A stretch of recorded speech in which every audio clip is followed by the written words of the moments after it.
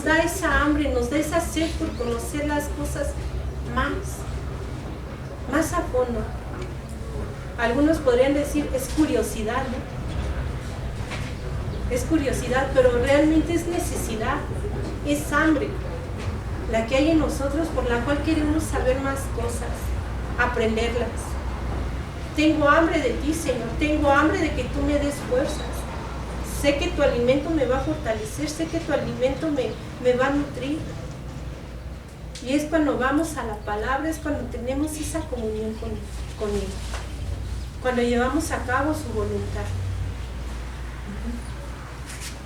El tercer principio se encuentra en el versículo 25, porque el que tiene le será dado y al que no tiene, aún lo que tiene le será quitado. Es posible que diga usted, pero ¿eso es justo? Puede que no lo sea, pero así es la vida. Esa es la norma básica de la vida. Si no se usa lo que se tiene, se pierde. Y te pierdes el gran privilegio de servirle al Señor. Y te pierdes el gran privilegio de gozarte, de deleitarte en la palabra de Dios. Y te pierdes ese gran privilegio de ser sanada, de ser restaurada, de ser libre. ¿Por qué? Porque uno se niega cuando Él quiere lo mejor para nosotros. ¿Tú qué quieres para tu hijo? Lo mejor, ¿no? Quieres la excelencia. Ajá. Quieres lo mejor. No creo que haya alguien que quiera lo peor para su hijo o para su descendencia. Siempre queremos lo mejor. Entonces, eso que nos ha sido dado, yo te pregunto, dice que cuando el Espíritu Santo viene a morar en nosotros, reparte dones. Y yo te pregunto, ¿tú sabes cuál es tu don?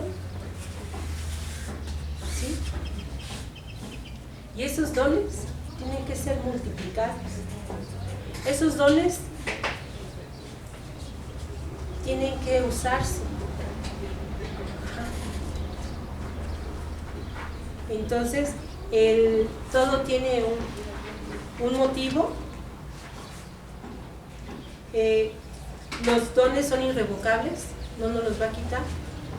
Pero sí, el día que estemos delante de su presencia, imagínate que te diga, ¿qué hiciste con el don que te di? Pues yo no sabía ni que tenía dones. Ajá. Que le digas al Señor, pues es que yo no sabía ni qué don me diste. O sea, ¿a poco había dones?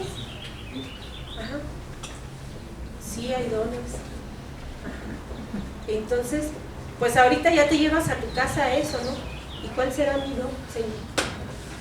¿Cuál es el don que me has dado, Señor, para tu servicio? ¿En qué forma se está desarrollando el don que me has dado? Porque quizás sí se está desarrollando y no te has dado cuenta el don que Dios te ha dado. Ajá. Entonces, todo tiene. Siempre el ir, Señor, lo que me has dado que no me sea quitado. Que el estar en tu presencia es mejor que todo, que sobre toda cosa, ¿no? Que el servirte es lo mejor. Que no quiero estar en una cama para poder decir, Señor, déjame usar los dones que me diste, ¿no? Y si eras evangelista, que tienes que andar de un lado a otro de misionero, Señor, si estoy postrado en una cama, ¿no?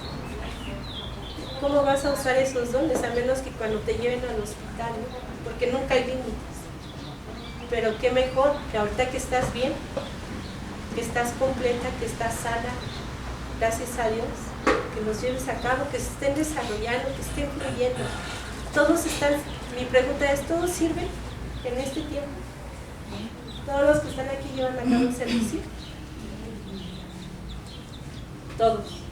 Qué bueno, porque hasta la que trabaja de secretaria y aún no pudo venir, está desarrollando tal vez un don en su trabajo.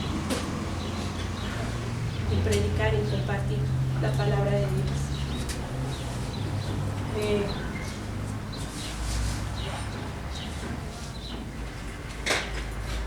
Dice, llevar por la emoción del momento pasando de un sentimiento a otro. Debemos dejar que el Espíritu de Dios nos guíe.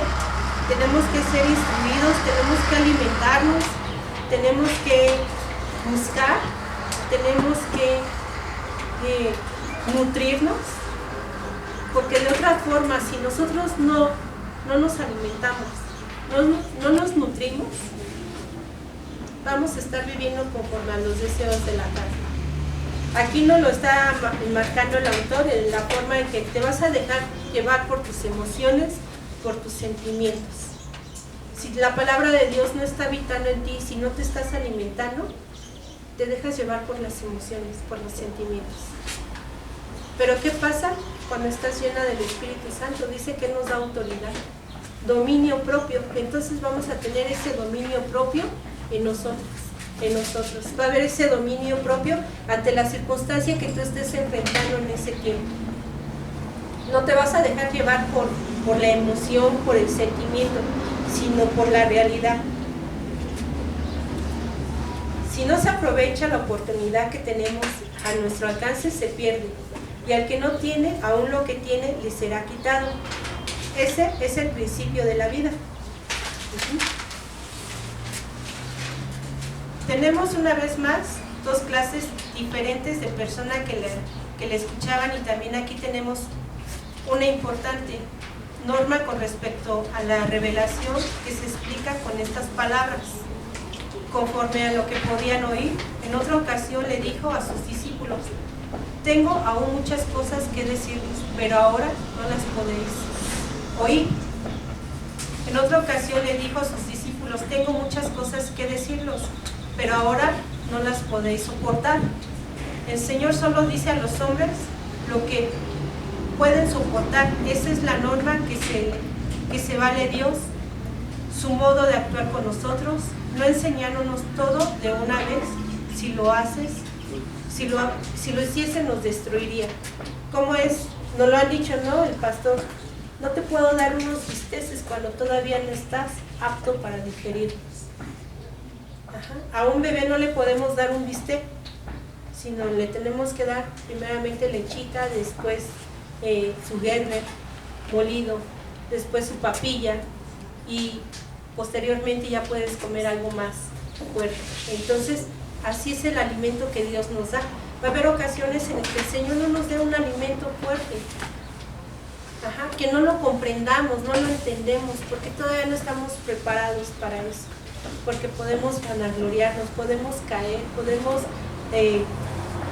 lastimarnos. Entonces Dios nos va a ir dando conforme a nuestro crecimiento.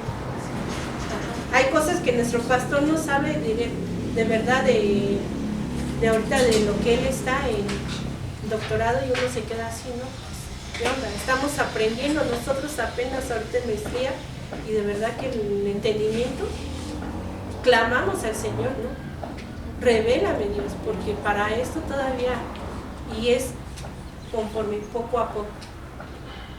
Todavía hay cosas que tal vez ya las comprendes, pero Dios quiere aclarártelas todavía aún más, ensancharlas algo más profundo. Dice: es preciso tanto de la palabra como del Espíritu para poder entender la Biblia. Puede usted leer la Biblia, pero si no está abierto y dispuesto a recibir lo que dice, esas palabras no le dirán absolutamente nada.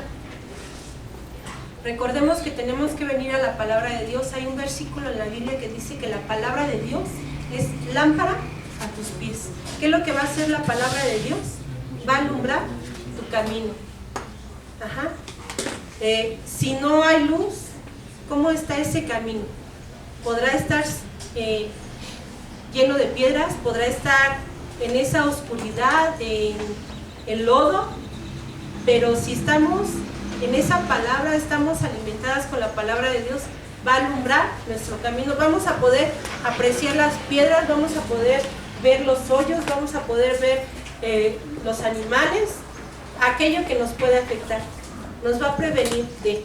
Entonces, eso es lo que hace la palabra de Dios. Nos previene, nos enseña. ¿Para qué? Para que no caigamos, para que no tropecemos. Dice lo que nos revela Dios acerca de nosotros, y es lo que, no dejan nunca de refrescar su espíritu e instruir su mente, al tiempo que abre y amplía su capacidad para recibir a Dios. Así es como nos enseña Dios la verdad, según somos capaces de soportar. Porque va a haber ocasiones, nos lo han dicho, ¿no? Tenían cara hasta de enojados. Ajá. ¿Por qué? Porque la palabra de Dios estaba trabajando en sus corazones, estaba redarguyendo tu corazón, te estaba confrontando la palabra de Dios. Y no era el expositor, sino la palabra de Dios. Pero a veces hasta cuando uno está allá dice, híjole, la tiene conmigo, ¿no? Me está diciendo a mí de cosas. Y no, es la palabra de Dios la que se está llevando a cabo, que es la que te está redarguyendo. Es la palabra de Dios la que te está consolando. Es la palabra de Dios la que te está fortaleciendo, te está levantando. Y más abajo dice, esa es la norma por la que se regía Jesús. Les explica las cosas y las enseñaba muchas cosas según eran capaces de entenderla o soportar.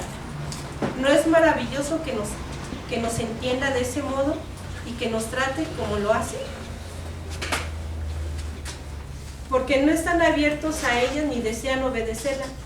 Si están abiertos a buscar, a investigar para poder encontrar lo que Dios ha ocultado en su palabra, ojalá que nuestros corazones se sientan ahora preparados para hacerlo, gracias al estudio que estamos llevando a cabo.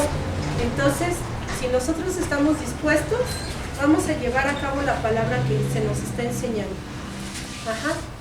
No va a ser una palabra, no va a ser una semilla que caiga en piedras, que caiga en espinos, sino va a ser la palabra que va a caer en tierra fértil. Ajá. Esa palabra que va a crecer en ti, que va a dar fruto a su tiempo. Y pensamientos como semillas. Vamos al siguiente tema. Pensamientos como semillas. Estos misterios del reino, como se refieren a ellos con frecuencia, son realmente verdades vitales acerca de la humanidad que no se pueden descubrir mediante los estudios seculares.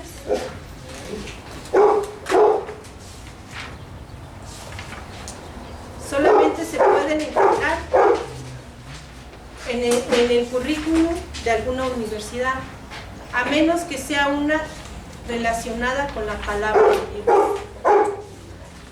Entonces, el consejo lo vamos a encontrar en la palabra de Dios, la exhortación la vamos a encontrar en la palabra de Dios, el cambio que va a haber en nuestras vidas va a ser a través de la palabra de Dios que se está llevando a cabo en cada uno de nosotros.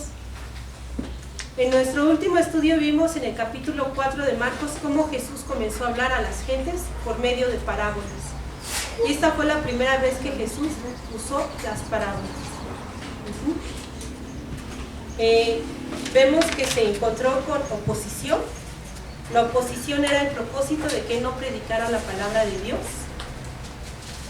pero se tenía que llevar a cabo. Ahora nosotros tenemos ese gran privilegio de que la palabra de Dios se nos está siendo sembrada en nosotros. Este capítulo nos habla con relación a la semilla de mostaza. Aquí sí se habla con relación a esa semilla de mostaza. Les decía que esa planta no es muy grande, es arbusto, pero que da fruto. Y que así es la palabra de Dios en nuestras vidas. Se refiere con relación a nuestra fe. Cada circunstancia que nosotros estemos viviendo, es nuestra fe se va a fortalecer, se va a aumentar.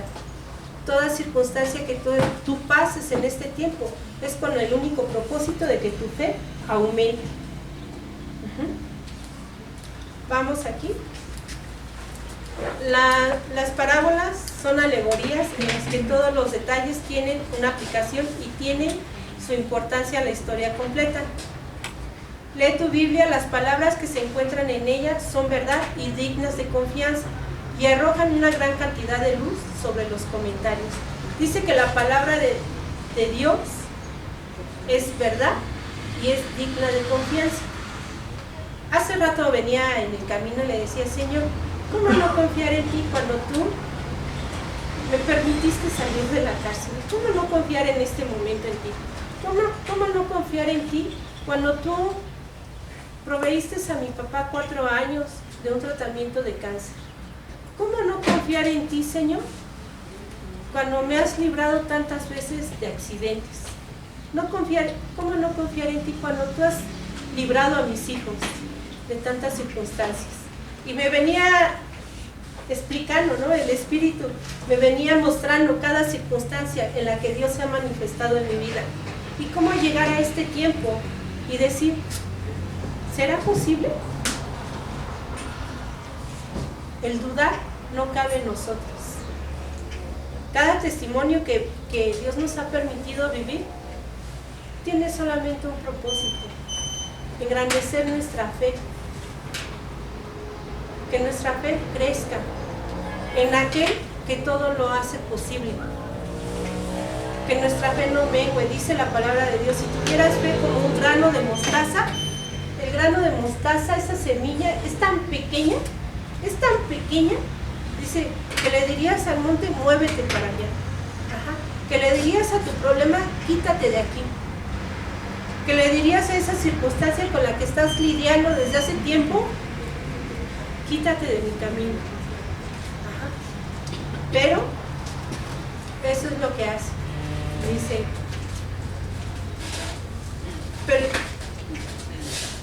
permanecían igual durante toda su vida. Algunas de ellas tenían siempre el corazón endurecido. Como el primer ejemplo que nos da, algunas de ellas eran impulsivas, como la segunda, algunas de ellas estaban dominadas por las diversas preocupaciones, como la tercera. Pero si las condiciones del corazón en cualquier momento en concreto, es decir, las condiciones que no se dan cuando están siendo sembrada la palabra, siempre que está siendo sembrada la palabra, las personas se encuentran en una condición o en otra, tal como si nos describe la parábola. Todos nosotros nos hemos mostrado insensibles en alguna ocasión. Al escuchar la palabra, todos hemos sido impulsivos en nuestra reacción, emocionalmente superficiales. Todos hemos estado preocupados por otros asuntos y hemos tenido ocasiones en las cuales nos hemos mostrado abiertos e impresionables a la palabra. Va a haber ocasiones en las que la palabra la estemos escuchando, pero vamos a estar distraídos. Tu mente va a estar en otro lugar. A mí cuando me daba sueño, de verdad, teológico, yo lo que hacía, agarraba un papel, lo mojaba y me lo estaba poniendo en la cabeza. Y decía, no, tengo que escuchar lo que Dios está hablando en mí. Tengo que entenderlo, tengo que digerirlo. ¿Por qué? Porque en algún momento también me enseñaron que existe un espíritu de estupor, que da sueño, que te cansa, que te distrae tu mente. Entonces, el estar entendidos de todo lo que conlleva el digerir la palabra de Dios, el recibirla, van a haber fortalezas, van a haber distracciones. ¿Y cuál va a ser el propósito? Satanás tiene un propósito: que no la recibas, que la palabra no quede sembrada en ti, que la palabra no dé fruto, que la palabra no crezca, que no haya ningún cambio en tu vida, que no haya ni un reflejo en tu vida. Es lo opuesto a la voluntad de Dios. Dios quiere que tú seas como esa planta que dé mucho fruto, que vayas y compartas, que prediques la palabra de Dios, que seas enseñado antes de ir. ¿Por qué? Porque sobre la marcha va a estar tu prueba ahí. Ahorita es pura teoría lo que Dios te está dando en este momento, y de alguna forma Dios está trabajando contigo como discípulo. El mantenerte sentado escuchando es obediencia. El venir es obediencia, está tratando con tu obediencia. Está trabajando contigo como ese discípulo que Dios está formando en ti. El poner atención está trabajando en otra área de tu vida, en el carácter, en las emociones. Tal vez tú ya te quieres salir corriendo, pero sujetas tu carne, sujetas tus emociones, sujetas tu sentir. Hay dominio propio en ti en este momento.